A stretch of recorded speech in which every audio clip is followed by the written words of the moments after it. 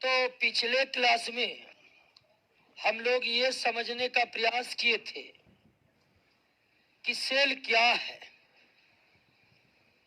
और निश्चित तौर पर ये हम समझ चुके थे। और सेल के बारे में जब कई सारी जानकारियां निकलकर सामने आ गई, कई सारे जानकारियां निकलकर सेल का जब सामने आ गया, तब जीव वैज्ञानिकों के बीच ये मत प्रतिपादित होने लगे कि आखिर सेल कैसा है, यानी कि सेल की संरचना कैसी है।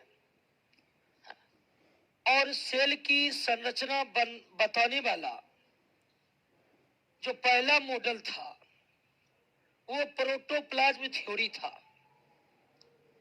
सेल की संरचना को बताने वाला पहला जो मॉडल था वो प्रोटोप्लाज्म थ्योरी था। प्रोटोप्लाज्म थ्योरी किसने दिए थे? मैक्स सोल्ज ने दिए थे। लेकिन 1931 में जब इलेक्ट्रॉन माइक्रोस्कोप का खोज नॉल एवं रस्का ने किया, तो यह माइक्रोस्कोप के द्वारा सेल की संरचना बिल्कुल स्पष्ट दिखाई देने लगी। तब यह बताने की ज्यादा जरूरत नहीं रह गया कि सेल कैसा है, क्योंकि सेल जैसा भी है वह इलेक्ट्रॉन माइक्रोस्कोप से स्पष्ट नजर आता है। तो अब हम सेल के संरचना को पढ़ेंगे और सेल के संरचना को इलेक्ट्रॉन माइक्रोस्कोप के सहायता से पढ़ेंगे। यानी कि जिस भी संरचना के बारे में हम बताएंगे आपको, वास्तव में वो संरचना किस माइक्रोस्कोप के द्वारा देखी गई संरचना है? इलेक्ट्रॉन माइक्रोस्कोप के द्वारा देखी गई संरचना है। अर्थात अगर कोशिका के किसी भाग के बारे में हम बोलेंगे कि यह भाग गोलाकार है, तो इसका मतलब ये होगा कि उस भाग को अगर इलेक्ट्रॉन माइक्रोस्कोप से देखा जाए तो वह गोलाकार दिखेगा। तो आइए अब सेल के संरचना को समझते हैं कि सेल के संरचना में क्या क्या शामिल है। लेकिन एक बात जान जाइए कि सेल के संरचना का अध्ययन, कोशिका के संरचना का अध्ययन किसके सहायता से किया जाता है? इलेक्ट्रॉन माइक्रोस्कोप से। और सेल के क्षेत्र में ज्यादातर खोज जो है वो इलेक्ट्रॉन माइक्रोस्कोप आने के बाद ही हुआ। तो आइए देखते हैं एक सेल के पूरी संरचना को हम दो भागों में बांटते हैं। एक सेल के पूरी संरचना को कितने भागों में बांटते हैं? दो भागों में। एक सेल मेम्ब्रेन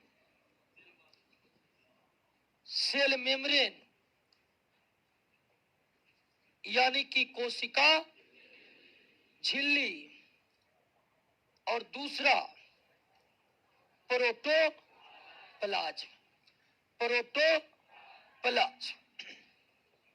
यानी क्या?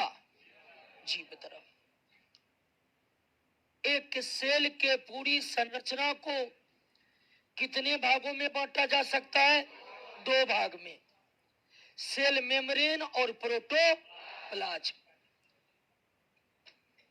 जैसे कि मान लीजिए कि ये गोलाकार कोशिका है, तो कोशिका के मध्य में तो एक केंद्रक होता है। ये बात 1831 में ही पता लग गया था। तो कोशिका के जो सबसे बाहरी दीवार होते हैं, कोशिका के जो सबसे बाहरी दीवार होते हैं, उसे ही क्या कहते हैं? सेल मेम्ब्रेन कहते हैं, कोशिका झिल्ली कहते हैं। यानी कोशिका के सबसे बाहरी भाग को क्या कहते हैं? सेल मेम्ब्रेन कहते हैं। और सेल मेम्ब्रेन के भीतर जो कुछ भी है सब क्या कहलाते हैं? प्रोटोप्लाज्म कहलाते हैं। यानी सेल के भीतर या सेल मेम्ब्रेन के भीतर सेल का न्यूक्लियस भी है। यानी न्यूक्लियस किसका हिस्सा है? प्रोटोप्लाज्म का हिस्सा है। न्यूक्लियस किसका हिस्सा है? प्रोटोप्लाज्म का हिस्सा है। तो एक संपूर्ण सेल को हम दो भागों में बांटते हैं। सेल के सबसे बाहरी घेरे को सेल मेम्ब्रेन कहते हैं और सेल मेम्ब्रेन के भीतर जो कुछ भी है, सेल मेम्ब्रेन के भीतर जो कुछ भी है, सारे के सारे को प्रोटोप्लाज्म कहते हैं। ये जो न्यूक्लियस है सेल का, कोशिका का जो केंद्रक है, ये भी हिस्सा है किसका? प्रोटोप्लाज्म का हिस्सा है। अब थोड़ा सा आप ध्यान दीजिएगा दोस्तों कि सेल मेम्ब्रेन के अतिरिक्त जब हम प्लांट के सेल के बारे में पढ़ेंगे ना, तो प्लांट के सेल में सेल मेम्ब्रेन के ऊपर भी एक लेयर रहता है। प्लांट के सेल में सेल मेम्ब्रेन के ऊपर भी एक लेयर रहता है, जिसे हम क्या कहते हैं? सेल वॉल कहते हैं। यानी क्या कहते हैं? कोशिका भित्ति कहते हैं। कोशिका भित्ति कहते हैं। क्लियर हो गया? एक सेल के पूरी संरचना को कितने भागों में बांटेंगे? दो भागों में। सेल के सबसे बाहरी दीवार को क्या कहते हैं? सेल मेम्ब्रेन कहते हैं। लेकिन अगर पौधों की कोशिका की बात करेंगे तो पौधों के कोशिका का सबसे बाहरी दीवार सेल मेम्ब्रेन ना होकर क्या हो जाता है? सेल वॉल हो जाता है। सेल मेम्ब्रेन के भीतर समस्त भागों को क्या कहा जाता है? प्रोटोप्लाज्म। अब आपसे पूछेगा कोई कि क्या सेल का न्यूक्लियस सेल के प्रोटोप्लाज्म का हिस्सा है? बिल्कुल है। सेल का न्यूक्लियस सेल के प्रोटोप्लाज्म का हिस्सा है। क्लियर हो गया? अब ध्यान दीजिए दोस्तों, अभी देखिए ये हम गोलाकार सेल बनाए, लेकिन सेल गोलाकार होते हैं, आयताकार भी होते हैं। यानी भिन्न भिन्न कार्य करने वाले कोशिका के आकार और आकृति भिन्न भिन्न होते हैं। गोलाकार इसलिए बना दिए कि ये बनाना आसान होता है। अब ध्यान दीजिए कि एक सेल को आप कितने भागों में बांटे? दो भागों में। सेल मेम्ब्रेन और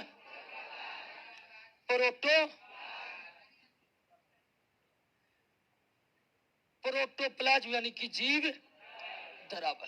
इसका खोज किसने किया था? पुरकिंजे। किसने? पुरकिंजे। अब इस प्रोटोप्लाज्म को पुनः कितने भागों में बांटते हैं? दो भागों में। पुनः इस प्रोटोप्लाज्म को कितने भाग में? दो भाग में। एक न्यूक्लियस और दूसरा साइटोप्लाज्म। एक न्यूक्लियस और दूसरा साइटोप्लाज्म। न्यूक्लियस को हिंदी में केंद्रक कहते हैं, ये बात आप जानते हैं। और साइटोप्लाज्म को हिंदी में क्या कहते हैं? कोशिका द्रव। तो प्रोटोप्लाज्म कितने भागों में बढ़ सकता है? दो भाग में। कौन कौन?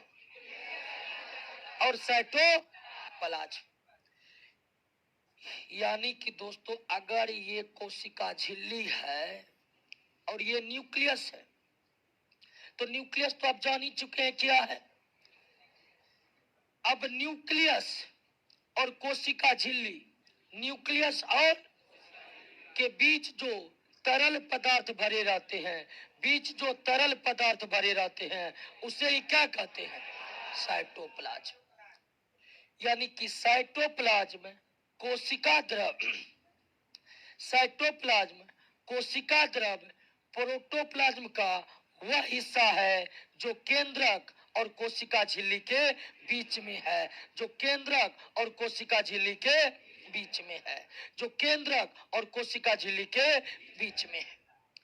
साइटोप्लाज्म कोशिका द्रव प्रोटोप्लाज्म का वह हिस्सा है साइटोप्लाज्म। प्रोटोप्लाज्म का वह हिस्सा है जो केंद्रक और कोशिका झिल्ली के बीच में है, जो केंद्रक और कोशिका झिल्ली के बीच में है। क्लियर हो गया? कोई दिक्कत नहीं। अब ध्यान दीजिए दोस्तों, सेल का सबसे बाहरी घेरा क्या कहलाते हैं? ये कौन सी संरचना है? और इस बीच में जो कुछ भी है सब क्या? और साइटोप्लाज्म तरल पदार्थ के समान है साइटोप्लाज्म।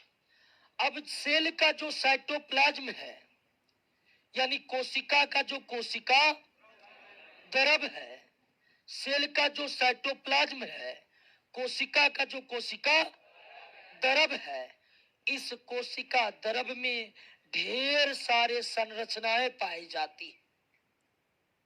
कोशिका द्रव में, कोशिका द्रव कहां तक है? न्यूक्लियस और कोशिका झिल्ली के बीच में है। तो कोशिका द्रव में ढेर सारे संरचनाएं पाई जाती, ढेर सारे। और कोशिका द्रव में जो संरचनाएं पाई जाती है उसे कहते हैं सेल ऑर्गेनल कहते हैं। क्या कहते हैं? सेल ऑर्गेनल कहते हैं। उसे क्या कहते हैं?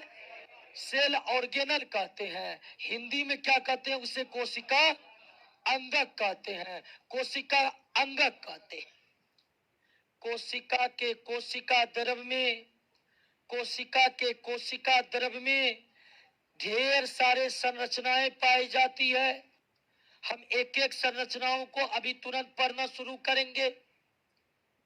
कोशिका द्रव में पाए जाने वाले इन संरचनाओं को क्या कहा जाता है? कोशिका द्रव में स्थित संरचनाओं को क्या कहा जाता है? कोशिका अंगक कहा जाता है। क्या कहा जाता है? कोशिका अंगक कहा जाता है। यानी कोशिका अंगक कहाँ रहते हैं? कोशिका द्रव में। लेकिन अगर हम ये कहते कि कोशिका अंगक प्रोटोप्लाज्म में रहते हैं तो ये भी गलत नहीं होगा। होगा? नहीं होगा, क्योंकि साइटोप्लाज्म भी कोशिका द्रव के ही भाग है। क्लियर है कि नहीं? तो कोशिका अंगक वो संरचनाएं हैं जो न्यूक्लियस और कोशिका झिल्ली के मध्य फैले रहते हैं। न्यूक्लियस और कोशिका झिल्ली के मध्य फैले रहते हैं, अर्थात किसमें? कोशिका द्रव में। अब ये जो कोशिका अंगक है दोस्तों, सेल ऑर्गेनल है। अब ये जो सेल ऑर्गेनल है, यानी कोशिका अंगक है। कोशिका अंगक सारे के सारे एक तरह के नहीं होते हैं। कोशिका अंगक सारे के सारे एक तरह के नहीं होते हैं।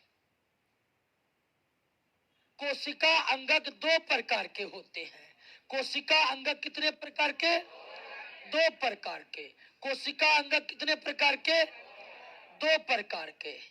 एक ऑर्गेनॉइड, इसको हिंदी में भी क्या कहते हैं? ऑर्गेनॉइड ही कहते हैं। और दूसरा है मेटाप्लास्ट। कोशिका अंगक सारे के सारे एक प्रकार के नहीं होते हैं। कोशिका अंगक को कितने भागों में बांटा गया है? दो भागों में। ऑर्गेनॉइड, मेटाप्लास्ट। हिंदी में भी ऑर्गेनॉइड कहते हैं और हिंदी में भी मेटाप्लास्ट कहते हैं। अब ये ऑर्गेनॉइड और मेटाप्लास्ट कोशिका अंगक क्या है? ऑर्गेनॉइड और मेटाप्लास्ट कोशिका अंगक क्या है? तो इसको समझ लीजिए। ऐसे कोशिका अंगक जिनमें विभाजन करने की क्षमता होती है, जिनमें विभाजन करने की क्षमता होती है। और ध्यान दीजिएगा दोस्तों, विभाजन का मतलब मैथ वाला विभाजन नहीं है। मैथ में विभाजन का मतलब होता है टुकड़ा टुकड़ा होता है जी। लेकिन एक शब्द हम इससे पहले भी बताए थे, कोशिका विभाजन। कोशिका विभाजन क्या है? तो पुराने कोशिका से नए कोशिका का निर्माण होना क्या है? कोशिका विभाजन। पुराने कोशिका से नए कोशिका का निर्माण होना क्या कहलाता है? कोशिका विभाजन। तो जब हम विभाजन करने का जिक्र कर रहे हैं तो इसका मतलब है नया बन रहा है। तो ऑर्गेनोइड एक ऐसा कोशिका अंगक है, ऑर्गेनोइड एक ऐसा कोशिका अंगक है जिनमें विभाजन करने की क्षमता होती है, अर्थात जिनमें नए बनने की क्षमता होती है। यानी कि ये वो कोशिका अंगक है जिनसे पुराना से नया पैदा हो सकता है। लेकिन ऐसे कोशिका अंगक जिनमें विभाजन करने की क्षमता नहीं होती है, जिनमें बढ़ने की भी क्षमता नहीं होती है, उसे क्या कहते हैं? मेटाप्लास्ट कहते हैं। उसे क्या कहते हैं? मेटाप्लास्ट कहते हैं। तो ऐसे कोशिका अंगक जिनमें विभाजन करने की एवं बढ़ने की क्षमता, उसे क्या कहते हैं? ऑर्गेनोइड कहते हैं। ऐसे कोशिका अंगक जो विभाजन नहीं कर सकते हैं, उसे क्या कहते हैं? मेटाप्लास्ट। हालांकि अधिकांश कोशिका अंगक की प्रकृति क्या है? ऑर्गेनोइड। न के बराबर ही कोशिका अंगक क्या है? मेटाप्लास्ट। क्लियर है? अब आप नोट में देखिए कि ऑर्गेनोइड कौन कौन है। देखिए तो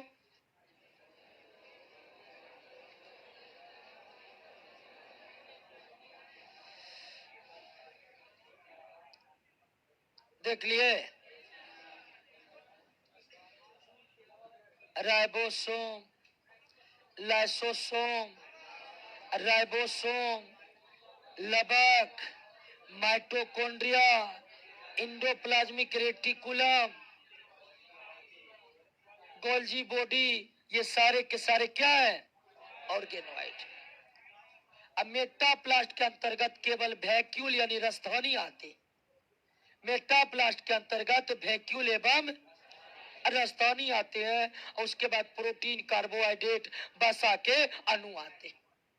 क्लियर हो गया? तो यही थी कोशिका की संरचना। समझे कि नहीं समझे? एक बार पुनः अब देख लीजिए, बात मत करिए, एक बार पुनः देख लीजिए। वैसे हमें पूरा विश्वास है। अक्सर सेल को कितने भागों में बांटा जाता? सेल मेम्ब्रेन और प्रोटोप्लाज्म। सेल के बाहरी घेरा को, सेल मेम्ब्रेन के भीतर जो कुछ भी है प्रोटो। क्या न्यूक्लियस प्रोटोप्लाज्म का हिस्सा है? बिल्कुल है। प्रोटोप्लाज्म को पुनः कितने हिस्सों में? प्रोटोप्लाज्म को पुनः कितने हिस्से में? न्यूक्लियस और साइटो। न्यूक्लियस तो हम जानते ही है, और साइटोप्लाज्म न्यूक्लियस और सेल मेम्ब्रेन के बीच है। साइटोप्लाज्म में ढेर सारे संरचनाएं होते हैं, उसे क्या कहते हैं? Cell organelle. कितने प्रकार के? जीवित सेल ऑर्गेनल को क्या कहते हैं? जीवित वही होगा जो विभाजन करेगा। मृत कोशिका विभाजन भी नहीं कर सकती है। समझे कि नहीं समझे? आपसे पूछेगा कि क्या मृत कोशिकाएं कोशिका विभाजन कर सकती है? नहीं। कोशिका विभाजन केवल जीवित कोशिकाएं करेगा। निर्जीव कोशिका अंगक को क्या कहते हैं? मेटाप्लास्ट। अधिकांश कोशिका अंगक की प्रकृति कैसी है? ऑर्गेनोइड है। अधिकांश कोशिका अंगक की प्रकृति कैसी है? ऑर्गेनोइड। क्लियर हो गया? अब ध्यान दीजिए दोस्तों कि अब कहिएगा कि ये कोशिका अंगक क्या करते हैं। सेल के भीतर रहकर ये कोशिका अंगक क्या करते हैं? तो ये कोशिका अंगक भिन्न भिन्न कार्यों को अंजाम देते हैं। कोशिका अंगक के द्वारा किए गए कार्य के बदौलत ही एक कोशिका जिंदा बना रहता है। अगर कोशिका अंगक कार्य न करे तो कोशिका का जिंदा रहना भी संभव नहीं है। जिस तरह हमारे शरीर में भिन्न भिन्न अंग कार्य करते हैं तब हम जीवित बने रहते हैं। हमारे शरीर में किडनी है, लीवर है, फेफड़ा है, सब अपना अपना कार्य करते रहते हैं, जिसके बदौलत मानव जिंदा रहता है। ठीक उसी तरह कोशिका के कोशिका अंगक भिन्न भिन्न कार्यों को संपन्न करते हैं, जिसके बदौलत कोशिका जिंदा रहता है, जिसके बदौलत कोशिका जिंदा रहता है। क्लियर हो गया? अब आइए एक एक करके हम कोशिकाओं के संरचनाओं को, कोशिका के संरचना के विभिन्न भागों को समझते हैं। क्लियर? यहां तक आप समझ गए? थोड़ा सा एक बात ये भी जान लीजिए, इसका जिक्र नोट में नहीं है, फिर भी हम कर दे रहे हैं क्योंकि प्रश्न में जरूर इसका जिक्र होगा। अभी जिस तरह हम कोशिका का बंटवारा किए, कुछ जीव वैज्ञानिक कोशिका का बंटवारा इस तरह नहीं करते। बात को समझे कि नहीं समझे? कुछ जीव वैज्ञानिक कोशिका का बंटवारा अलग तरीके से करते हैं। अब वो तरीका क्या है? कुछ जीव वैज्ञानिक पूरे सेल को केवल 2 भाग में बांटते हैं, और वो भाग है आपको कौन? साइटोसोम। हिंदी में भी इसे क्या कहते हैं? और दूसरा न्यूक्लियस। कुछ जीव वैज्ञानिक पूरे कोशिका को केवल 2 भाग में बांटते हैं, साइटोसोम और न्यूक्लियस। अब ये साइटोसोम के अंतर्गत क्या क्या आते हैं? तो सेल मेम्ब्रेन, सेल यानी कोशिका, साइटोप्लाज्म, तथा साइटोप्लाज्म में उपस्थित सेल ऑर्गेनल, साइटोप्लाज्म में उपस्थित सेल ऑर्गेनल, इन तीनों को सम्मिलित रूप से क्या कहते हैं? साइटोसोम कहते हैं। तो कोशिका का विभाजन कुछ इस तरह से भी होता है। पूरे कोशिका को हम कितने भागों में बांट देते हैं? 2 भागों में, साइटोसोम और न्यूक्लियस। न्यूक्लियस क्या है, इसमें तो कोई कंफ्यूजन नहीं है। साइटोसोम क्या है, इसमें भी आपका कंफ्यूजन दूर हो गया कि नहीं हो गया? यानी जो जीव वैज्ञानिक कोशिका का बंटवारा साइटोसोम और न्यूक्लियस में करते हैं, वो जीव वैज्ञानिक साइटोसोम के अंतर्गत कौन कौन से संरचनाओं को रखे हैं? यानी आप कह सकते हैं कि सेल मेम्ब्रेन, साइटोप्लाज्म और सेल ऑर्गेनल, समस्त सेल ऑर्गेनल, मेटाप्लास्ट, ऑर्गेनोइड दोनों, सेल मेम्ब्रेन, साइटोप्लाज्म और साइटोप्लाज्म में उपस्थित सारे सेल ऑर्गेनल, सारे सेल ऑर्गेनल को सम्मिलित रूप से क्या कहा जाता है? साइटोसोम कहा जाता है। क्या साइटोसोम के अंतर्गत न्यूक्लियस भी आते हैं? नहीं आते हैं। तो साइटोसोम के अंतर्गत क्या क्या आते हैं? कोई दिक्कत? अब आइए एक एक करके कोशिका के विभिन्न भागों को डिटेल में समझने का प्रयास करते हैं। ये समझ गए आप? इसका जिक्र हालांकि नोट में नहीं है, लेकिन क्वेश्चन बनाइएगा तो जरूर इस पर आधारित क्वेश्चन बनेगा। पहला क्लास करके आप लोग क्वेश्चन पर गए थे? सच सच बताइएगा। नहीं गए तो रोज जाइए, समझे कि नहीं समझे? हर दिन के क्लास के बाद आप चैप्टर के पीछे जो प्रश्न है उस पर जरूर जाइए और देखिए कि आज जो क्लास में हम पढ़े हैं इस पर कितने प्रश्न हम बना सकते हैं। क्लियर है ना? तो अगर जो क्वेश्चन पर गए थे निश्चित ही उसको क्वेश्चन बनने की शुरुआत हो गई होगी। क्लियर है?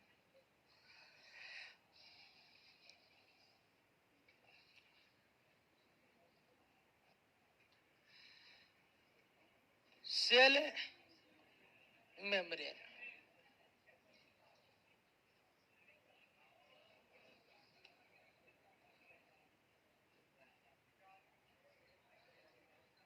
बातचीत नहीं, क्योंकि अभी जिससे बात कर रहे हैं परीक्षा हॉल में टोकने तक के लिए तैयार नहीं होगा। क्या?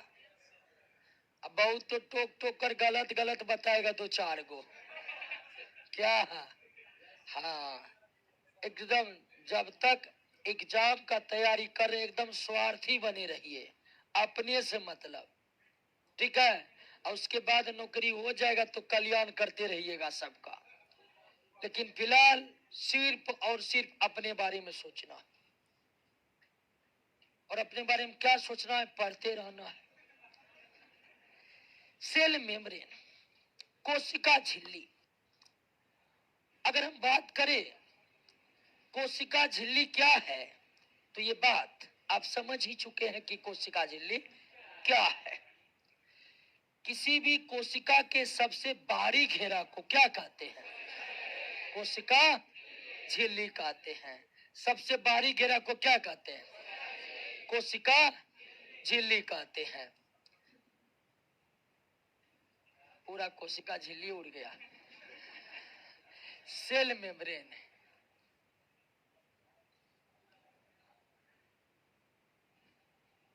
कोशिका झिल्ली किसे कहते हैं? तो कोशिका के सबसे बाहरी घेरा को क्या कहते हैं? कोशिका झिल्ली। उस फिगर में यहाँ पर मोटा हो गया तो आपको लगेगा कोशिका झिल्ली एक जगह मोटा होता है, ऐसा फीलिंग ना आ जाए इसीलिए बना दूसरा बना। तो सेल के सबसे बाहरी घेरे को क्या कहते हैं? न्यूक्लियस होता है तो उसको भी बना ही देते हैं। ये कोशिका झिल्ली कोशिका का बहुत ही महत्वपूर्ण हिस्सा है। बहुत महत्वपूर्ण हिस्सा इसलिए है कि यही कोशिका झिल्ली कोशिका को एक निश्चित आकार प्रदान करती है। उदाहरण के लिए कि ये कोशिका गोल है या ये कोशिका वर्गाकार है, ये कोशिका वर्गाकार है, ये कोशिका गोलाकार है। क्यों? तो ये कोशिका गोलाकार इसलिए है कि इसका कोशिका झिल्ली गोलाकार है। ये कोशिका वर्गाकार इसलिए है कि इसका कोशिका झिल्ली क्या है? वर्गाकार। तो कोशिका झिल्ली कोशिका के सबसे बाहरी घेरे होते हैं और यह कोशिका को एक निश्चित आकृति प्रदान करते हैं।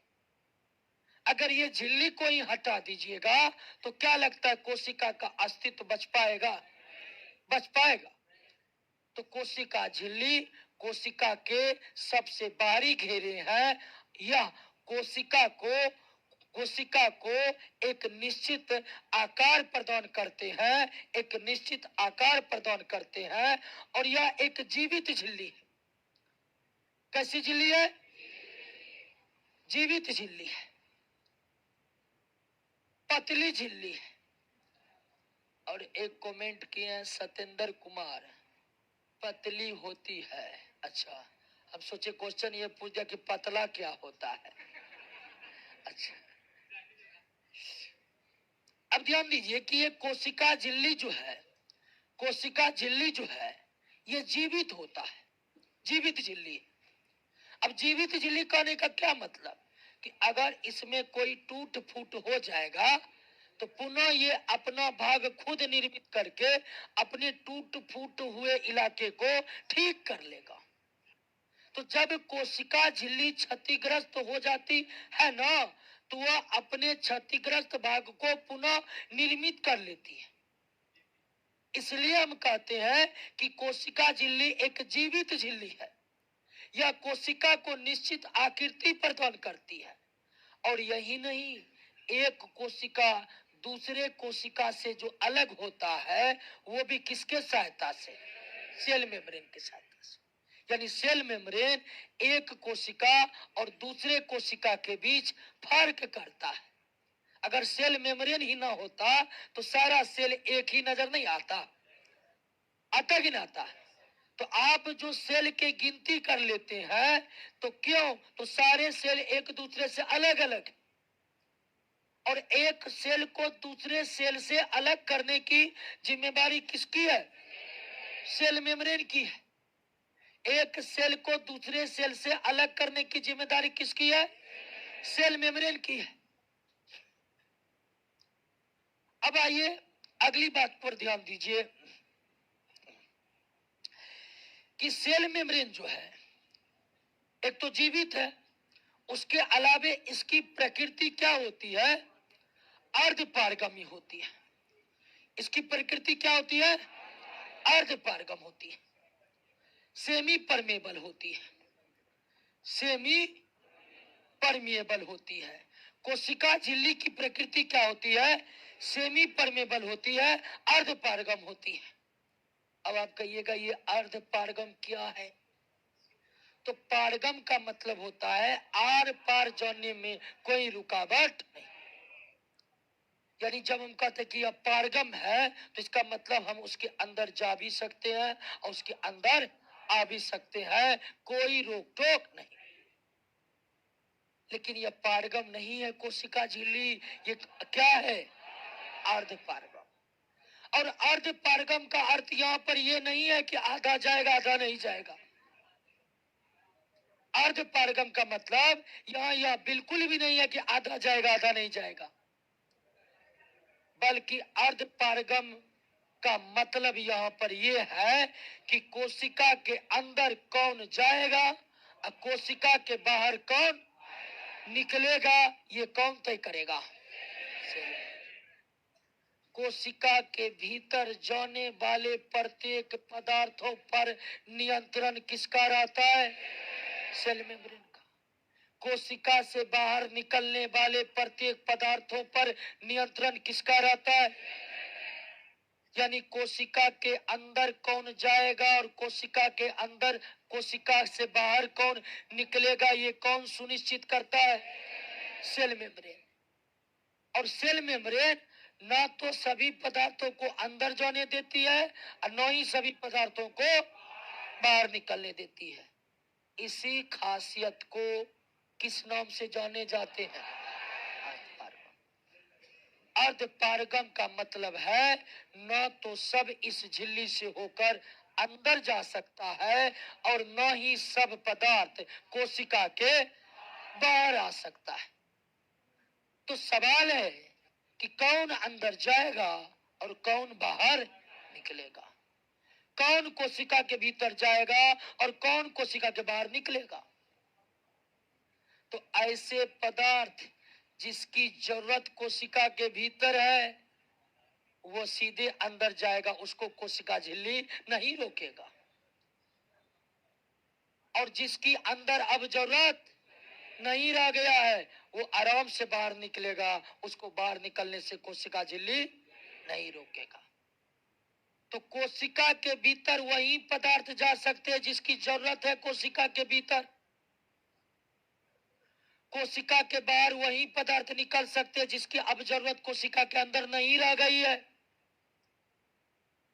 तो कोशिका के अंदर बाहर जाने वाले पदार्थों पर नियंत्रण किसके द्वारा रखता है? कोशिका के आकार और आकृति को कौन सुनिश्चित करता है? एक कोशिका को दूसरे कोशिका से अलग कौन करता है? सेल मेम्ब्रेन जीवित झिल्ली है या मृत झिल्ली है? जीवित झिल्ली है। किस खास गुण होने के कारण हम कोशिका झिल्ली को जीवित झिल्ली कहते हैं? ये टूटे फूटे भागों का स्वयं मरम्मत कर लेता, टूटे फूटे भागों का स्वयं मरम्मत कर लेता। क्लियर हो गया? अब ना तो सब कुछ अंदर जाता है ना ही सब कुछ कोशिका के बाहर आता है। इसी गुण के कारण हम कहते हैं कि कोशिका झिल्ली अर्धपारगम है, कोशिका झिल्ली अर्धपारगम है। अब ये कोशिका झिल्ली किसकी बनी होती है?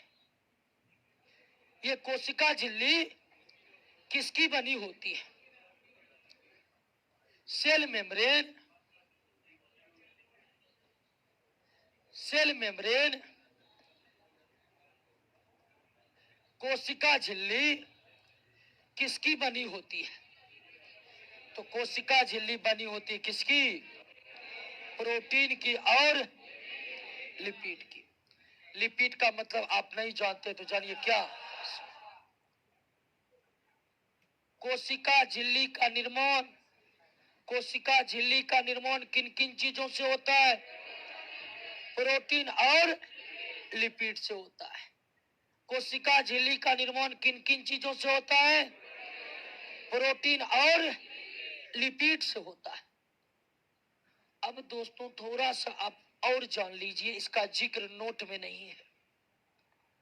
प्रोटीन और लिपिड मिल करके, प्रोटीन और लिपिड मिल करके कोशिका झिल्ली का निर्माण कैसे करता है, इसके संबंध में दो थ्योरी चलता है।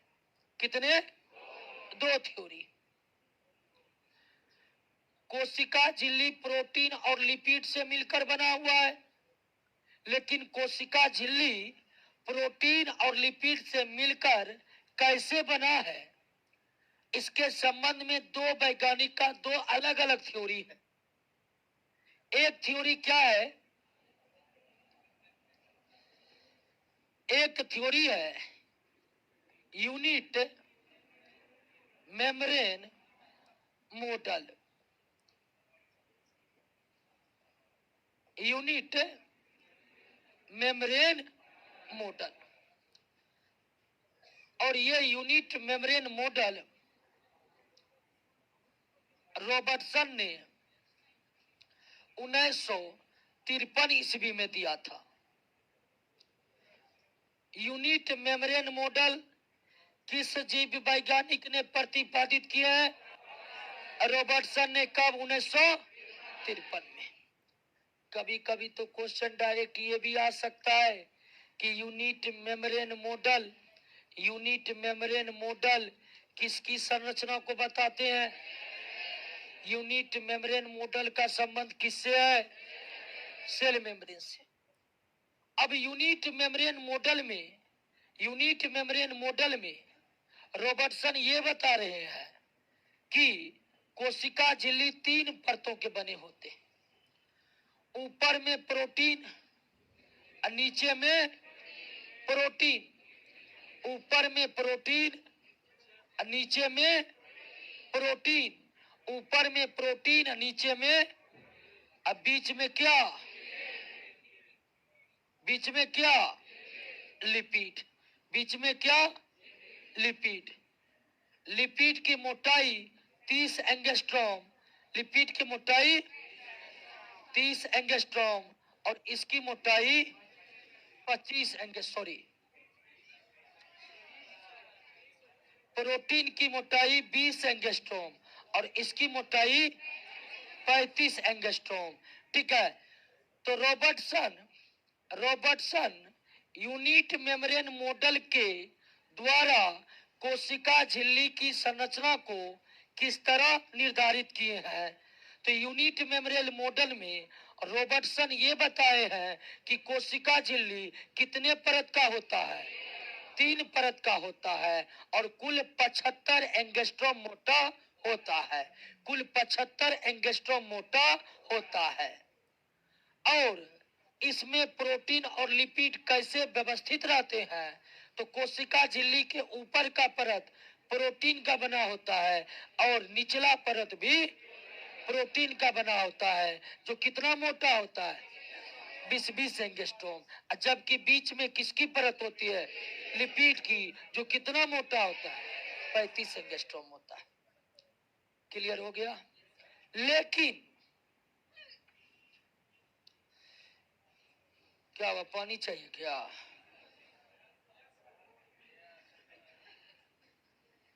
लेकिन लेकिन लेकिन एक और मॉडल है जो ठीक इसके विपरीत बात बताते हैं। समझे कि नहीं समझे? कोशिका झिल्ली की, कोशिका झिल्ली की, ध्यान दीजिएगा दोस्तों, कोशिका झिल्ली की संरचना बताने वाला दूसरा मॉडल है fluid Mosaic model. Fluid Mosaic model. यह मॉडल सिंगर तथा निकोलसन ने दिया है। सिंगर तथा निकोलसन ने दिया है 1972 ईस्वी में। और सिंगर और निकोलसन फ्लूइड मोजाइक मॉडल के तहत ये बताते हैं कि कोशिका झिल्ली के ऊपर में लिपिड, ऊपर में और नीचे में भी क्या लिपिड, बीच में गोलाकार प्रोटीन के अणु रहते हैं। गोलाकार प्रोटीन के अणु रहते हैं। यानी कोशिका झिल्ली की संरचना को निर्धारित करने वाले जो दो मॉडल है, दोनों एक दूसरे के ठीक विपरीत है। जहां एक और यूनिट मेम्ब्रेन मॉडल ये बता रहे हैं कि ऊपर प्रोटीन, नीचे प्रोटीन, बीच में लिपिड, वही फ्लूइड मोजाइक मॉडल बता रहे नहीं, ऊपर लिपिड, नीचे लिपिड, बीच में प्रोटीन। अब कहिएगा कि इसमें कोई तो एक के सही होगा। तो वर्तमान समय में दोनों ही मॉडल को मान्यता मिली हुई है, ठीक है ना। अब 11th क्लास के एनसीईआरटी पढ़िएगा तो वहां पर दोनों ही मॉडल का जिक्र किया गया है सेल के चैप्टर में। लेकिन अगर दोनों मॉडल में सबसे ज्यादा मान्य मॉडल कौन है, तो दोनों ही मॉडल में सबसे ज्यादा मान्य मॉडल किसका है? सिंगर तथा निकोलसन का फ्लूइड मोजाइक मॉडल। ये मॉडल ज्यादा मान्य है क्योंकि ये आधुनिक मॉडल है। ये काफी ज्यादा रिसर्च के बाद ही आया होगा क्योंकि ये 1972 में पेश हुआ है। क्लियर? कोई दिक्कत? समझ गए? कोई दिक्कत नहीं ना? तो हमको लगता है कोशिका झिल्ली अब समझ गए होंगे। कोई दिक्कत कोशिका झिल्ली में? एक बार आइए देख लेते हैं फिर से।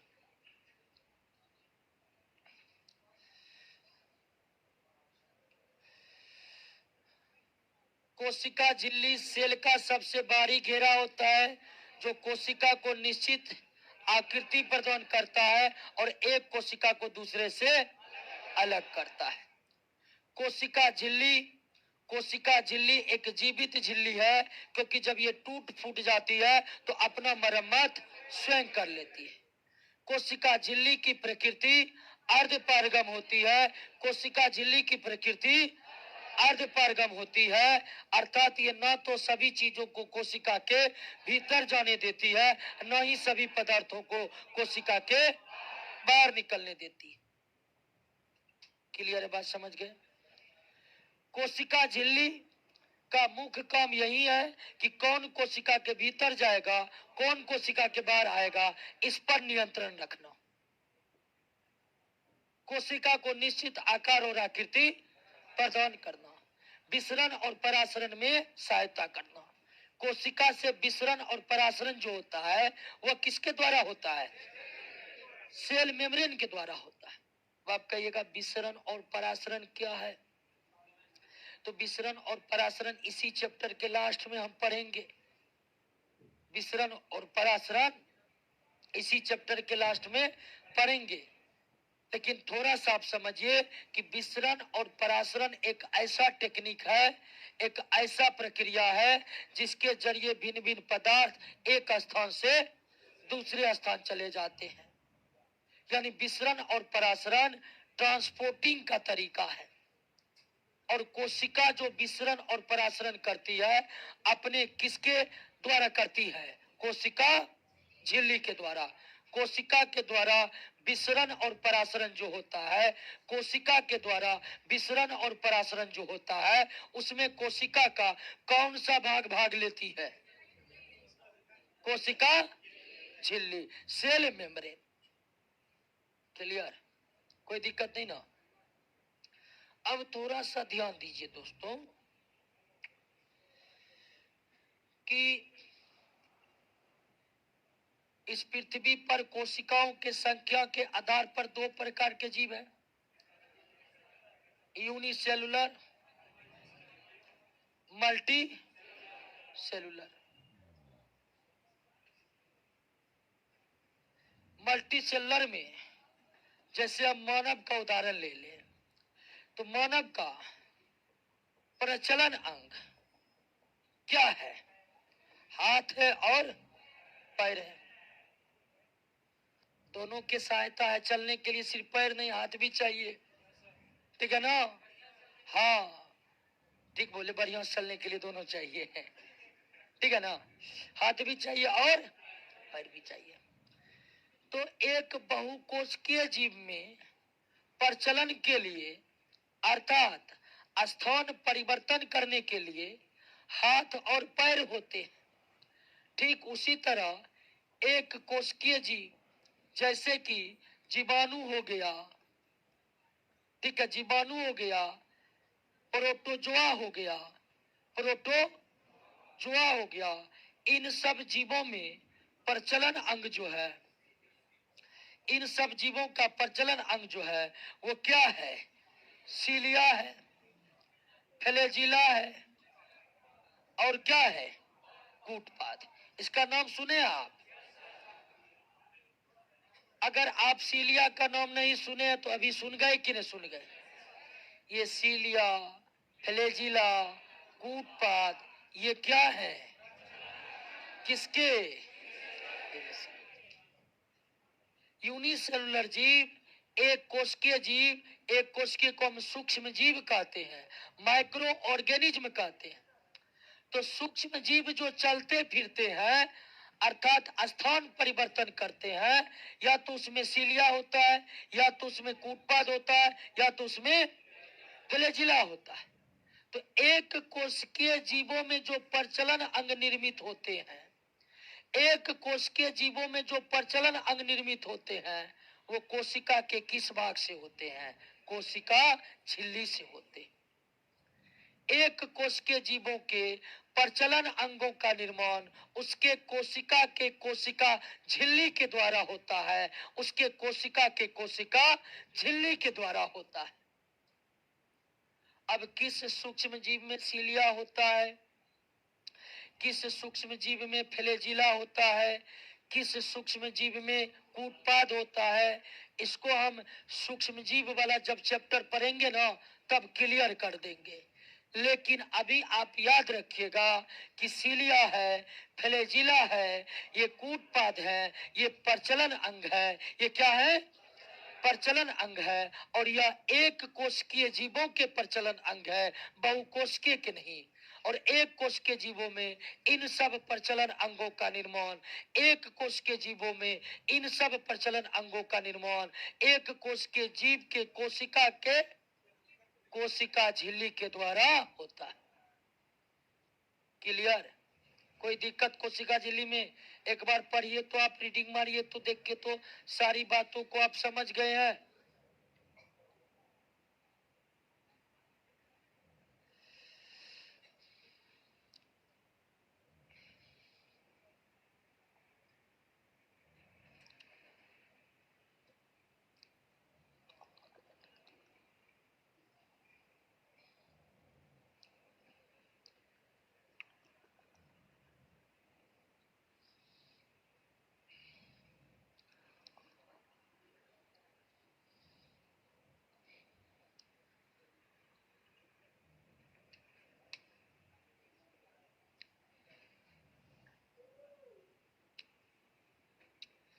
अरे कैमरा पूरा कैच नहीं कर रहा है क्या?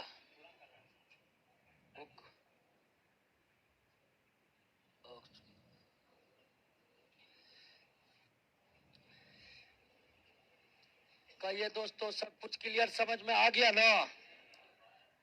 अब औकात नहीं है किसी बोर्ड का कि सेल मेम्ब्रेन का क्वेश्चन पूछे और आपसे बने ना, ठीक है? कहीं से अब सेल मेम्ब्रेन से रिलेटेड क्वेश्चन पूछेगा तो सबसे पहले जवाब आप लोग दीजिएगा। क्या आ जाए दूसरे भाग पर? दूसरे भाग पर आ जाए। आइए कोशिका के दूसरे भाग और दूसरा भाग पर हम पहले आ जाते हैं। किस पर? Cell wall. कोशिका भित्ति, इसका नाम है वाल।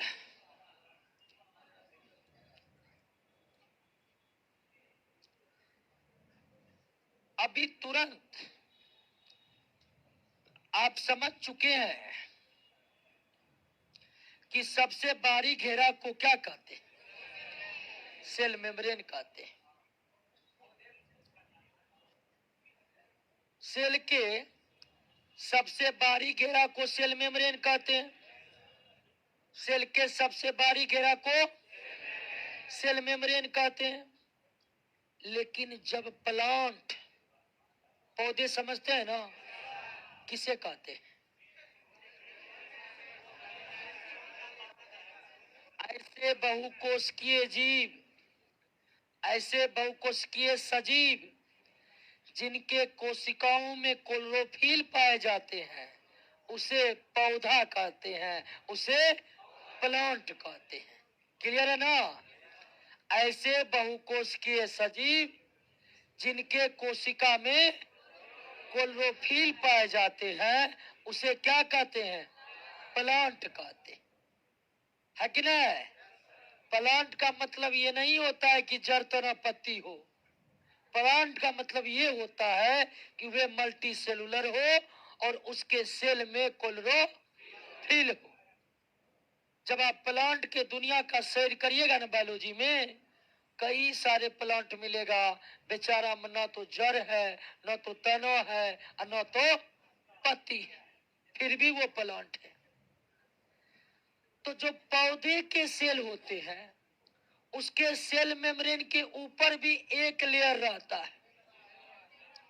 उसके सेल मेम्ब्रेन के ऊपर भी एक लेयर होता है। उसके सेल मेम्ब्रेन के ऊपर भी एक लेयर होता है। और पौधे के कोशिका के सेल मेम्ब्रेन के ऊपर जो लेयर होता है, उसे ही क्या कहते हैं? सेल वॉल कहते हैं, कोशिका भित्ति कहते हैं। कोशिका भित्ति ना तो जीवित होती है, न ही अर्धपारगम होती है, न तो अर्ध पारगम होती है, और न ही प्रोटीन और लिपिड की बनी होती है। समझे कि नहीं समझे? सेल वॉल न तो जीवित होती है, न अर्धपारगम होती है, और न ही प्रोटीन और लिपिड की बनी होती है। ये सेल वॉल पारगम्य होती है, यानी इससे होकर कुछ भी जा सकता है, कुछ भी निकल सकता है। इससे होकर कुछ भी जा सकता है अंदर, और कुछ भी निकल सकता है बाहर, कोई रोक टोक नहीं। और यह सेल वॉल जो होता है, ये पौधों में होता है, केवल प्लांट के सेल में होता है। हालांकि जब सजीवों की दुनिया में जाएंगे तो एक और सजीव से आपकी मुलाकात करवाएंगे जिसका नाम है फंगी, कवक। कवक कवक कवक के कोशिका में भी सेल वॉल पाया जाता है। लेकिन मुख्य रूप से सेल वॉल जो है, मुख्य रूप से सेल वॉल जो है पौधे के कोशिका में पाया जाता है। और यह सेलुलोज का बना होता है। किसका बना होता है? सेलुलोज का बना होता है। सेलुलोज एक कार्बोहाइड्रेट है। क्या है? कार्बोहाइड्रेट। जैसे ग्लूकोज का नाम आप सुने हैं, फ्रक्टोज का नाम आप सुने हैं, सुक्रोज का नाम आप सुने हैं। ये सब कार्बोहाइड्रेट के विभिन्न प्रकार हैं। उसी तरह सेलुलोज भी कार्बोहाइड्रेट का विभिन्न प्रकार है। अर्थात आप ये बोल दीजिएगा कि सेल वॉल एक विशेष प्रकार के कार्बोहाइड्रेट के बने होते हैं, तो ये भी लाइन गलत नहीं होगा। ये भी लाइन गलत नहीं होगा। और सेल वॉल सेलुलोज से बने होने के कारण हमारी पृथ्वी के विशाल पर्यावरण में सबसे ज्यादा कौन कार्बोहाइड्रेट है? सेलुलोज ही है। अब कहिएगा ऐसा क्यों है? तो इस पृथ्वी पर जंतु के तुलना में पौधों की संख्या ज्यादा है। इस पृथ्वी पर जंतु के तुलना में पौधों की संख्या, और सब पौधे के कोशिका में क्या है। इसीलिए पर्यावरण में सबसे ज्यादा जिस कार्बोहाइड्रेट की उपलब्धता है वो कौन है। क्लियर हो गया। अब ध्यान दीजिए कि ये सेल वॉल का क्या कार्य है। सेल वॉल का तो पहला कार्य है कि पौधे के कोशिका को और भी ज्यादा मजबूत बना देना। जंतु में एक बॉडीगार्ड था, इसमें डबल बॉडीगार्ड है। तो सेल वॉल के कारण पौधे के कोशिका बहुत ही ज्यादा मजबूत हो जाते। यही कारण है कि आप देखे होंगे कि जब मौसम बदलता है तो उसका असर जंतु पर ज्यादा होता है, पौधे पर कम। अभी शीतलहरी आएगा न, सब तुरंत तुरंत जैकेट निकाल लेंगे। अब पौधे पर कंबल उठाने की जरूरी नहीं है, वो इतने मजबूत है इनके कोशिका कि वे पर्यावरणीय परिवर्तनों को झेलने में जंतु के तुलना में ज्यादा समर्थ है। एक एक वृक्ष पर देखते हैं ना, 10-10 आदमी चढ़ जाता है। कहां से वो मजबूती आती है? अंदर कोशिका से ही मजबूती आती है। बड़ी मजबूत कोशिका होते हैं जंतु के तुलना में, किसके? पौधे के। तो सेल वॉल का तो पहला काम है कि पौधे के कोशिकाओं को मजबूत बनाना। दूसरा, पौधे के कोशिकाओं को सूखने से बचाना। क्योंकि आपको प्यास लग गया, पानी पी लिए, ठीक है ना। पौधे को जल की अगर कमी हो जाएगी तो तुरंत उसकी पूर्ति हो सकती है। इसीलिए पौधा के कोशिका में नमी सदैव बरकरार बनी रहती है। और उसका जो ये सेल वॉल है कभी सूखने नहीं देता है कोशिका को, यानी नमी विहीन नहीं होने देता है पौधे के कोशिका को। और सेल वॉल न सिर्फ पौधे के कोशिका को मजबूत बनाती है, बल्कि सेल वॉल पौधे के कोशिका झिल्ली को भी बाहरी आघातों से सुरक्षित रखती है, बाहरी आघातों से सुरक्षित रखती है। क्लियर है बात? समझ गए? सेल वॉल समझ गए, सेल मेम्ब्रेन समझ गए। सेल वॉल पर एक बार नजर दोहराइए, तब हम अगला भाग पर आएंगे।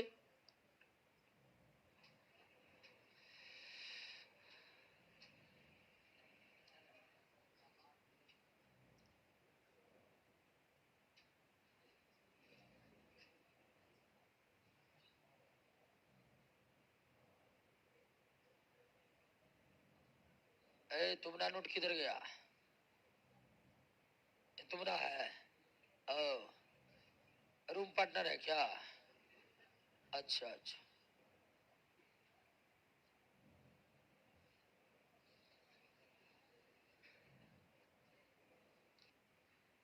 अरे आपके पास पुराने एडिशन वाला है? हाँ? ओ, हल्ला खाए न, देखे देखे देखे देखे, ये देख रहे ना, ये 2 साल पहले ये वाला नोट चलता था। हाँ, अब इसमें बहुत कुछ ऐड कर दिए हैं। मेनली दरोगा का जो एग्जाम हुआ ना, तो 2-3 क्वेश्चन हमारे नोट से बाहर पूछ दिया।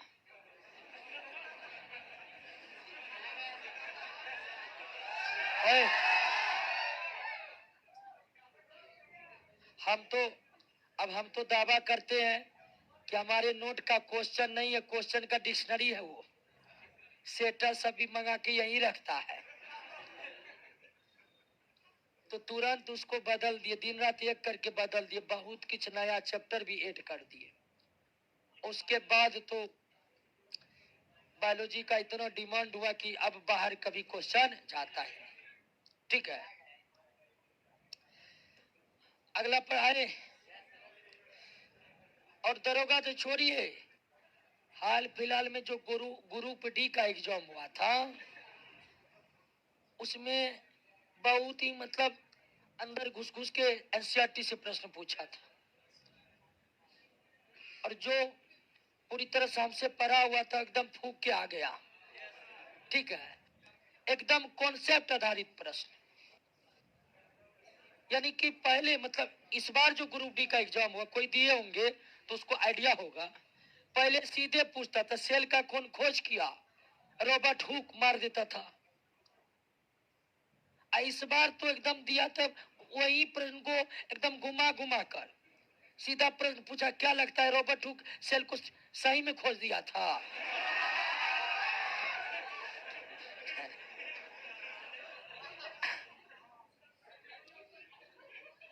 यानी क्वेश्चन हल्के था, ग्रुप डी का साइंस में फिजिक्स में था, क्वेश्चन हल्के था, लेकिन उसको इस तरह से घुमाया घुमाया था कि जो रट्टा मारने वाला था वो ज्यादा सोल्व नहीं कर पाया।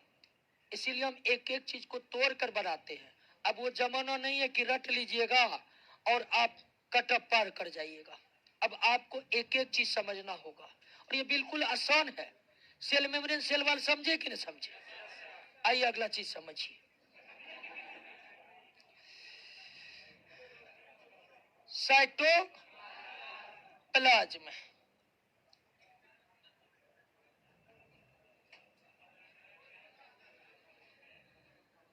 कोशिका कोशिका द्रव क्या है ये बात तो आप समझ ही चुके हैं। कोशिका द्रव क्या है ये बात तो आप समझ ही चुके हैं। अगर ये सेल गोलाकार है और ये न्यूक्लियस है तो न्यूक्लियस और सेल मेम्ब्रेन के बीच जो तरल पदार्थ भरा हुआ है, तरल पदार्थ भरा हुआ है, वही क्या है? वही क्या है दोस्तों? कोशिका द्रव है।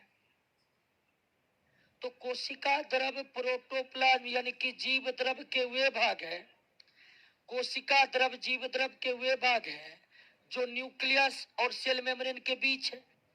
तो कोशिका द्रव एक तरल पदार्थ के समान है। अब पूरी तरह से ये तरल भी नहीं होता है, इसको आप अर्ध तरल कह सकते हैं। केमिस्ट्री में आप कोलाइड के बारे में पढ़े हैं? कोलाइड के बारे में केमिस्ट्री में अगर आप कोलाइड के बारे में पढ़े होंगे तो एकदम कोशिका द्रव की प्रकृति किसके समान? कोलाइड के समान होता है।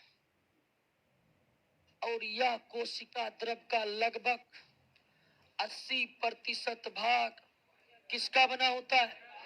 जल का बना होता है। यानी कोशिका द्रव अथवा जीव द्रव का अधिकांश हिस्सा कौन तैयार करता है?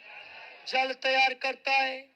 कोशिका द्रव या जीव द्रव, चूंकि जीव द्रव का हिस्सा है कोशिका द्रव, तो कोशिका द्रव या जीव द्रव का अधिकांश हिस्सा कौन तैयार करता है? ये कोशिका द्रव का लगभग 80% भाग जल से बने होते हैं। और जल के अलावे इसमें 30 तत्व, कम से कम कितने? 30 तत्व पाए जाते हैं। सीधा सीधा समझिए ना, आप भोजन के माध्यम से जितने कंपोनेंट ग्रहण करते हैं वो सारे कंपोनेंट मौजूद रहता है कहां पर? कुछ गड़बड़ सरबर भी ग्रहण करते हैं तो वो भी मौजूद रहता है कहां? कोशिका द्रव में।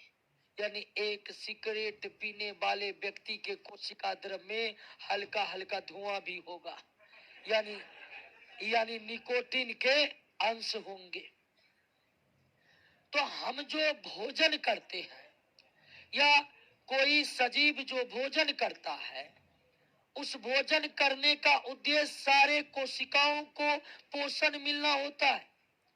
हम भोजन इसलिए करते हैं कि सारे कोशिकाएं जीवित रहे, उन कोशिकाओं तक भोजन का अवयव पहुंचे।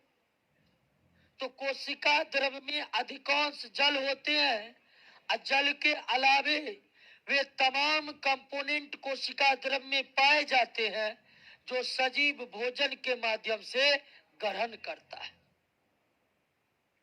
क्लियर हो गया?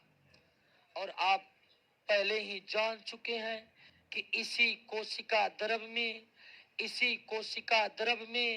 ढेर सारे संरचनाएं होते हैं जिसे हम कोशिका अंगक कहते हैं, जिसे हम कोशिका अंगक कहते हैं। और कोशिका अंगक कितने प्रकार के? 2 प्रकार के। कोशिका अंगक कितने प्रकार के? 2 प्रकार के। ऑर्गेनोइड, मेटाप्लास्ट। तो कोशिका अंगक कहाँ पाए जाते हैं? कोशिका कितने प्रकार के होते हैं? ऑर्गेनोइड और मेटा। अधिकांश कोशिका अंगक की प्रकृति। कोई दिक्कत? आइए अब एक एक करके हम कोशिका अंगक के बारे में पढ़ते हैं। और आपको बताए थे कि कोशिका अंगक भिन्न भिन्न तरह के कार्य को संपन्न करते रहते हैं, जिसके बदौलत एक जीवित कोशिका जीवित बना रहता है। एक जीवित कोशिका जीवित बना रहता है। आइए कोशिका अंगक को पढ़ते हैं। पहले सारा ऑर्गेनोइड पढ़ लेते हैं और उसके बाद हम मेटाप्लास्ट। तो एक ही है। एक क्वेश्चन आया है कि निकोटीन क्या होता है? तंबाकू में जो नशा होता है वो निकोटीन के कारण ही होता है। तंबाकू में जो नशा होता है वो किसकी उपस्थिति कारण? निकोटीन के कारण। वैसे निकोटीन, पानी देखें,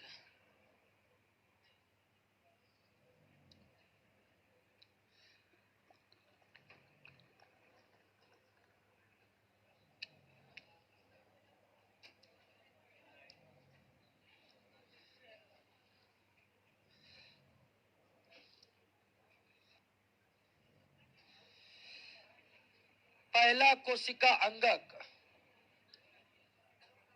इंडो प्लाज्मिक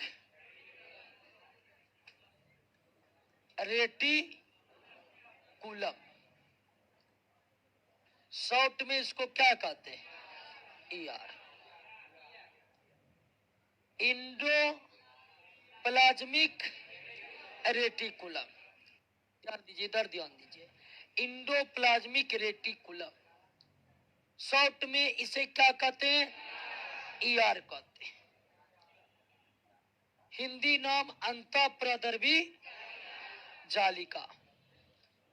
अंतःप्रदर्भी जालिका, शॉर्ट में इसे ईआर कहते हैं। वर्तमान समय में जीव वैज्ञानिकों ने इसका नया नाम भी तय किया है। नया नाम है एरगेस्टोप्लाज्म।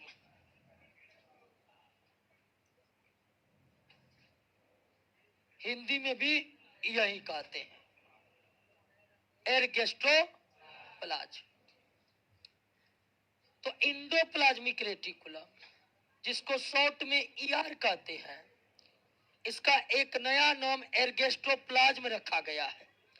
नोट में लिखा हुआ है, यह कि पीछे वाला लाइन में कहीं पर होगा, है ना?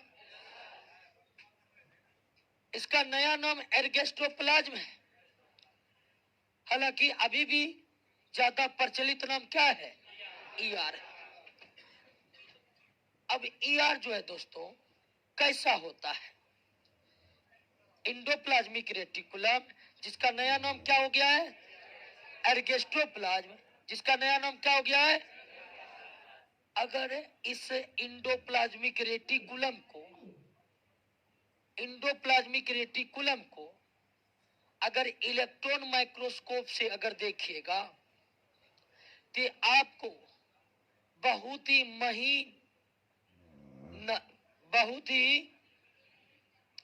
महीन नलियों के जाल के समान आपको दिखाई पड़ेगा। बहुत ही महीन नलियों के जाल के समान दिखाई पड़ेगा। और कभी कभी यह महीन नलियों का जाल इतना बड़ा रहता है कि इसका एक सिरा न्यूक्लियस और दूसरा सिरा सेल मेम्ब्रेन से जुड़ा रहता है। दूसरा सिरा सेल मेम्ब्रेन से जुड़ा रहता है। दूसरा सिरा सेल मेम्ब्रेन से जुड़ा रहता है। अब ये मत करिएगा कि सौंफ के समान होता है। अगर इंडोप्लाज्मिक रेटिकुलम को इलेक्ट्रॉन माइक्रोस्कोप के सहायता से देखा जाए तो यह महीन नलियों के जाल के समान दिखाई पड़ते हैं। महीन नलियों के जाल के समान दिखाई पड़ते हैं। और कोशिका के कोशिका द्रव में कोई एक इंडोप्लाज्मिक रेटिकुलम नहीं रहते हैं, बल्कि ढेर सारे इंडोप्लाज्मिक रेटिकुलम रहते हैं। यानी संपूर्ण कोशिका द्रव में बिखरे पड़े होते हैं। संपूर्ण कोशिका द्रव में बिखरे पड़े होते हैं।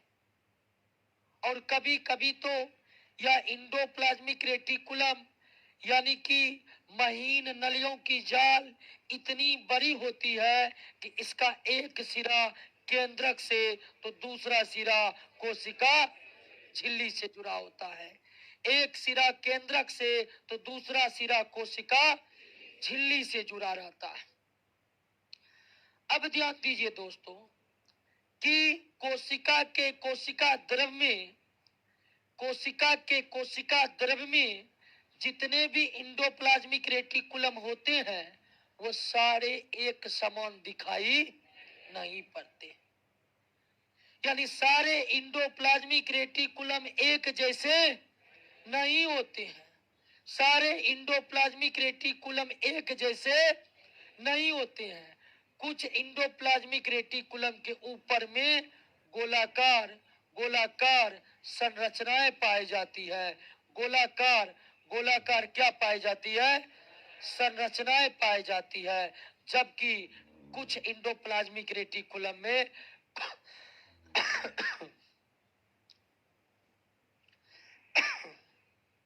कुछ इंडोप्लाज्मिक रेटिकुलम के ऊपर में कोई गोलाकार संरचनाएं नहीं पाई जाती।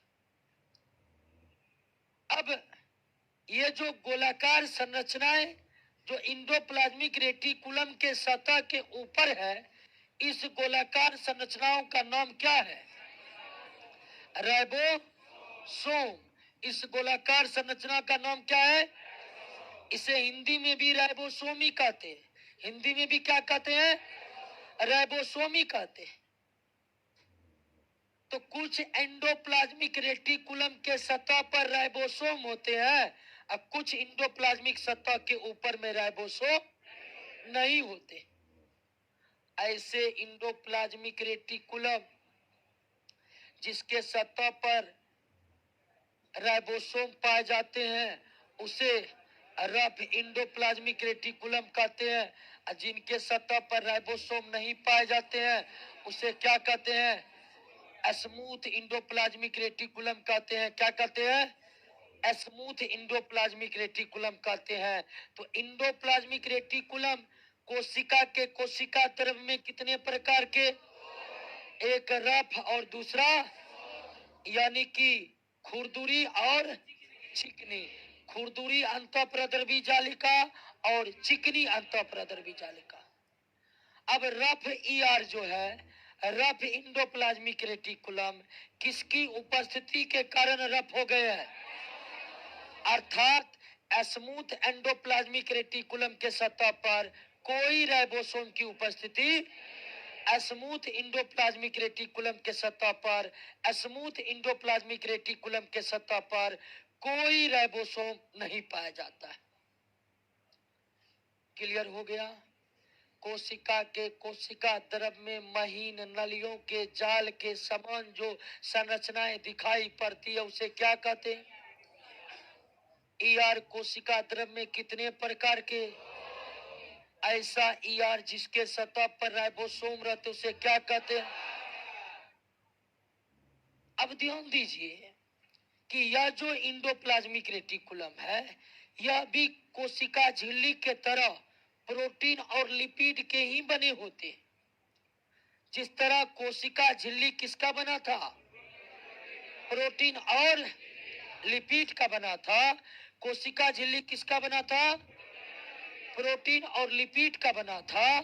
ठीक उसी तरह इंडोप्लाज्मिक रेटिकुलम भी किसके बने होते हैं?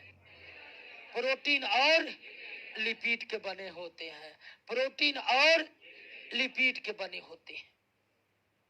क्लियर हो गया? अब थोड़ा सा एक बात ध्यान दीजिए कि अगर मानव के शरीर से सारे हड्डी को निकाल दिया जाए तो कल्पना कीजिए शरीर की आकृति कैसी होगी।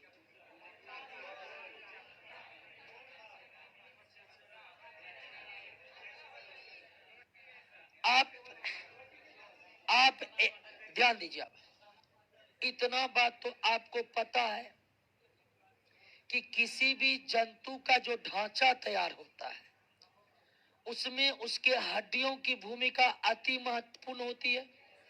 हालांकि ढांचा तैयार करने में मांसपेशियों की भूमिका भी कम नहीं होती है। मांसपेशी सारा खींचकर निकाल देंगे तो क्या लगता है कैसी संरचना होगी? तो किसी भी जंतुओं के संरचना जो आप देख रहे हैं, उन संरचनाओं के बनाने में उसके हड्डी की व्यवस्था, जिसको कंकाल तंत्र कहते हैं, उसकी भूमिका अति महत्वपूर्ण है। मानव के शरीर से इस सारे हड्डियों को खींचकर निकाल दे तो मानव की कोई आकृति नहीं रह जाएगी। तब हम लगता है कि एक बोरा में 10-20 मानव को भरकर पैक कर सकते हैं, नहीं कर सकते। अब बीच में सांस लेने के लिए बोरा में छेद कर देंगे। जिस तरह मानव के शरीर के भीतर के हड्डी को निकाल देने से मानव के शरीर की संरचनाएं समाप्त हो जाएगी, वही बात कोशिका के साथ होगा जब उसका आप सारा इंडोप्लाज्मिक को क्या करिएगा? निकाल दीजिएगा। इंडोप्लाज्मिक रेटिकुलम भीतर से कोशिकाओं को एक निश्चित आकृति प्रदान करता है। अगर ये इंडोप्लाज्मिक खींच लेंगे, कोशिका झिल्ली पिचक जाएगा, कोशिका अपने आकृति को खो देगी कि नहीं खो देगी? तो आकृति को निर्धारित करने में निश्चित ही कोशिका झिल्ली का योगदान है, लेकिन आकृति को बनाए रखने में इंडोप्लाज्मिक रेटिकुलम का भी योगदान है। कोशिका के आकृति को बनाए रखने में इंडोप्लाज्मिक रेटिकुलम का भी योगदान है, और इसी योगदान के कारण हम इंडोप्लाज्मिक रेटिकुलम को कोशिका का कंकाल तंत्र कहते हैं। इंडोप्लाज्मिक रेटिकुलम को कोशिका का कंकाल तंत्र कहते हैं। कोशिका का कंकाल तंत्र किसे कहते हैं? इंडोप्लाज्मिक रेटिकुलम को। कोशिका का कंकाल तंत्र किसे कहते हैं? इंडोप्लाज्मिक रेटिकुलम को। अब क्यों कहते हैं इस बात को आप समझे कि नहीं समझे? कोई दिक्कत नहीं ना? तो आप समझ गए। कोशिका द्रव में महीन नलियों के जाल के समान संरचना को इंडोप्लाज्मिक रेटिकुलम कहते हैं। यह दो प्रकार का होता है, स्मूथ और रफ। इंडोप्लाज्मिक रेटिकुलम प्रोटीन और लिपिड से बने होते हैं। इंडोप्लाज्मिक रेटिकुलम को हम कोशिका का कंकाल तंत्र कहते हैं। अब यह इंडोप्लाज्मिक रेटिकुलम क्या कार्य करते हैं? आपको शुरुआत में ही बताए थे कि प्रत्येक कोशिका अंगक कुछ न कुछ कार्यों को संपन्न करते रहता है। प्रत्येक कोशिका अंगक कुछ न कुछ कार्यों को संपन्न करता है। तो ये क्या करते हैं? ये ट्रांसपोर्टिंग का काम करते हैं। किसका? मान लीजिए कि यहाँ पर कुछ नहीं है, यहाँ पर है, तो यहाँ का पदार्थ इस नली में घुसेगा और यहाँ निकलेगा।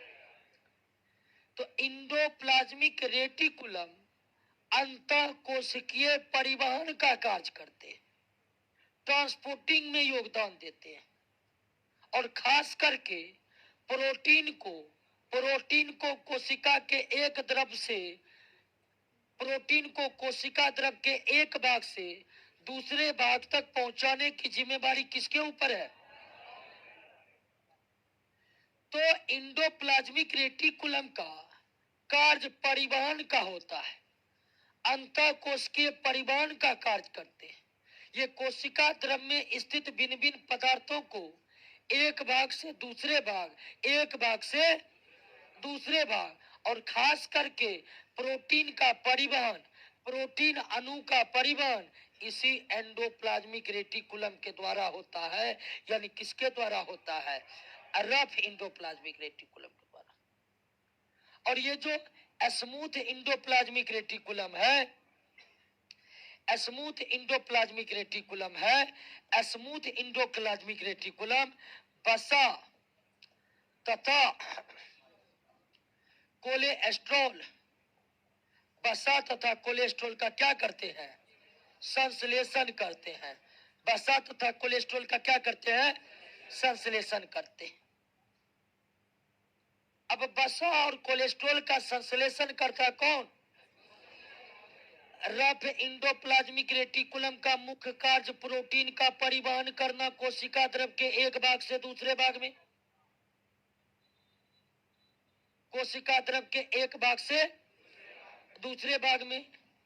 जबकि जबकि स्मूथ इंडोप्लाज्मिक रेटिकुलम का काम होता है वसा तथा कोलेस्ट्रॉल का संश्लेषण करना। स्मूथ इंडोप्लाज्मिक रेटिकुलम का काम होता है वसा तथा कोलेस्ट्रॉल का संश्लेषण करना, वसा तथा कोलेस्ट्रॉल का संश्लेषण करना।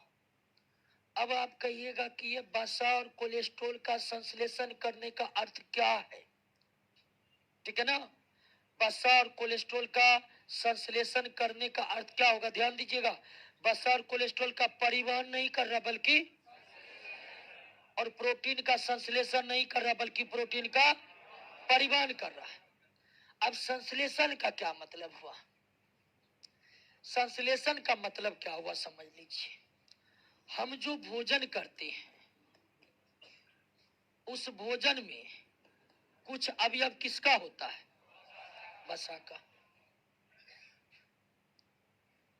हम जो भोजन करते हैं उस भोजन में कुछ अंश किसका होता है? वसा का। और जब हमारा भोजन पचता है, भोजन का क्या होता है? तो वसा का भी क्या होता है? और वसा का पाचन होकर बनता है वसा अम्ल, जिसको अंग्रेजी में कहते हैं फैटी एसिड। और क्या बनता है? ग्लिसरॉल। तो अगर हमारे शरीर में अथवा जंतुओं के शरीर में वसा का पूर्ण पाचन हो जाता है तो किसमें कन्वर्ट हो जाता है? वसा अम्ल और ग्लिसरॉल में। और आप ये भी जानिए कि जब भोजन पूरी तरह से पच जाता है, जब भोजन पूरी तरह से पच जाता है तो वो पचा हुआ भोजन कहाँ आ जाता है? कहाँ आ जाता है? अब ब्लड इस पचा हुआ भोजन को कहाँ पहुंचा देता है? प्रत्येक कोशिका में। ब्लड इस पचा हुआ भोजन को कहाँ पहुंचा देता है? प्रत्येक कोशिका में। ब्लड इस पचा हुआ भोजन को कहाँ पहुंचा देता है? प्रत्येक कोशिका में। अब कोशिका में क्या पहुंच गया है? वसा अम्ल। और इसी वसा अम्ल ब्लड के द्वारा जो वसा अम्ल ग्लिसरॉल पहुंचा है कोशिका के भीतर, उसी वसा अम्ल और ग्लिसरॉल को स्मूथ इंडोप्लाज्मिक रेटिकुलम फिर से जोड़कर क्या बना दिया? वसा बना दिया। इसी प्रक्रिया का नाम क्या है? संश्लेषण। इसी प्रक्रिया का नाम संश्लेषण है। क्लियर है ना? यानी आप वसा लिए, पचा हुआ वसा पहुंचा कोशिका द्रव में ब्लड के द्वारा। अब ब्लड पूरे शरीर में लगातार दौड़ते रहता है और सेल के भीतर स्मूथ इंडोप्लाज्मिक रेटिकुलम फिर उस वसा अम्ल और ग्लिसरॉल को जोड़कर किसमें बदल दिया? अब कोलेस्ट्रॉल भी किसका रूप है? वसा का ही रूप है। इसी प्रक्रिया का नाम क्या है? संश्लेषण। क्लियर हो गया? बात को समझ गए? इसके अलावे इंडोप्लाज्मिक रेटिकुलम में इतनी क्षमता होती है कि ये विषैले चीजों को विषहीन कर देता है। विषैले पदार्थ को विषहीन करने की क्षमता रखता है कौन? Endoplasmic reticulum. अगर कोई विषैला प्रकृति का चीज चला गया है कोशिका के भीतर, तो उस विषैले प्रकृति वाले पदार्थ को या इंडोप्लाज्मिक रेटिकुलम जो है क्या कर देता है? विषैले पदार्थ को विषहीन कर देता है। ग्लिसरॉल क्या होता है? ग्लिसरॉल पदार्थ होता है जी, मॉलिक्यूल्स होता है, ठीक है ना। अब कोई पूछ दे कि वसा क्या होता है, प्रोटीन क्या होता है, तो थोड़ा डिटेल में जाना पड़ेगा। ग्लिसरॉल आप नहीं समझते हैं, इसका मतलब है 10वां में बहुत कम पढ़े थे क्या? जैसे प्रोटीन एक भोजन के अणु है, वसा एक भोजन के अणु है, साथ साथ ऑर्गेनिक कंपाउंड भी है। ठीक उसी तरह ग्लिसरॉल भोजन के अणु है, या आप कह सकते हैं ग्लिसरॉल एक ऑर्गेनिक कंपाउंड है। अब इसका फार्मूला क्या होता है तो आपको बता देंगे जब फार्मूले की बात आएगी। क्लियर हो गया? कोई दिक्कत नहीं ना। अब आइए दोस्तों कि इंडोप्लाज्मिक रेटिकुलम का खोज कौन कौन ने किया? इंडोप्लाज्मिक रेटिकुलम का खोज पोर्टर क्लाउडे तथा फूलम ने मिलकर किया था, ठीक है ना। इंडोप्लाज्मिक रेटिकुलम का खोज जीव वैज्ञानिक पोर्टर, क्लाउडे और फूलम ने मिलकर किया था, जबकि इंडोप्लाज्मिक रेटिकुलम का नामकरण किसने किया था? पोर्टर तथा कॉलमैन ने। पोर्टर तथा, तो इस तरह से इंडोप्लाज्मिक रेटिकुलम से कुल कितने वैज्ञानिक जुड़े हैं? 4। पोर्टर, क्लाउडे, फूलम और कॉलमैन। लेकिन सबसे ज्यादा योगदान किसका है? पोर्टर का। सबसे ज्यादा योगदान इंडोप्लाज्मिक रेटिकुलम के खोज में किसका है? क्योंकि पोर्टर खोज करता भी है और पोर्टर नामकरण करता भी है।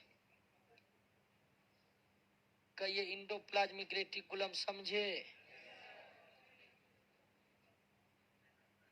एक बार रीडिंग मारिए तो देखिए तो सारी बात आपको समझ में आई कि नहीं आई।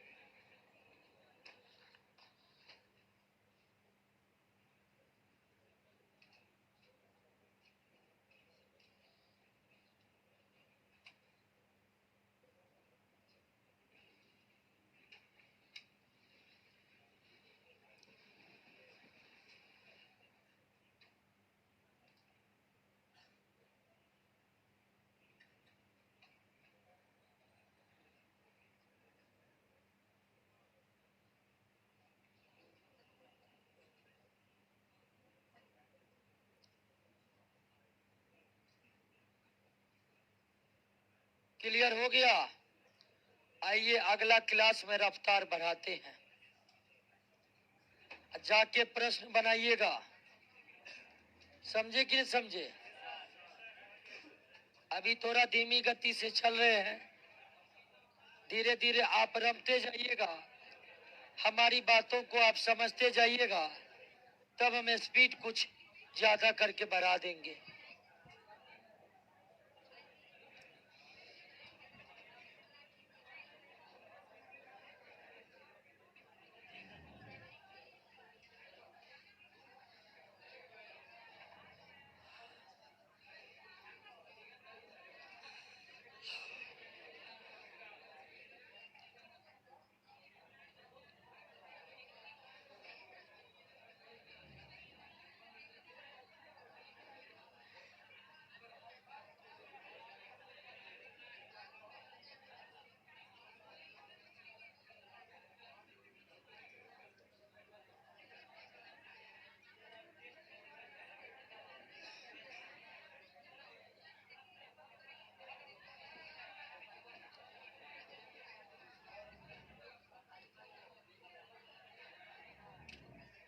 बायोलॉजी का क्लास MWF में होता है मंडे, वेडनेसडे और फ्राइडे को। ठीक है दोस्तों, मिलते हैं अगले क्लास में।